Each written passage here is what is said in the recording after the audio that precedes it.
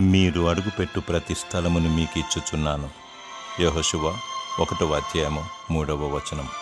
నీకున్న ఆస్తి అంతస్తులు సమస్తము దేవుని నుండి కలిగినవే. నీవు ఎంత ఆస్తి కలిగి ఉండాలో, నీవు ఏ స్థలంలో నివాసముండాలో, నీ జీవిత నావ ఎటువైపు పయనించాలో అంతా దైవ నిర్ణయమే. ఆయన అనుమతి లేనిది ఏది సంభవించదు. నీవు ఏమి లేని స్థితిలో ఉన్నావా?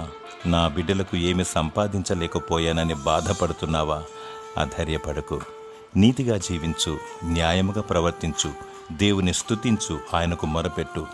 రక్షణ మారు మనసు కలిగి క్రీస్తు ప్రభువాన్ని వెంబడిస్తే దేవుడు భూమి మీద అడుగుపెట్టు ప్రతి స్థలమును నీకిస్తాడు. పరలోకములో నీకు నివాస స్థలము దయచేస్తాడు. దిగులు పడకు. మనుష్య కుమారునికి తలదాచుకోవడానికి స్థలము లేకుండెను. నిన్ను ధనవంతునిగా చేయుటకు యేసు ప్రభు దరిద్రుడాయను. దేవునికి మొరపెట్టు, ఆయనను స్తుతించు.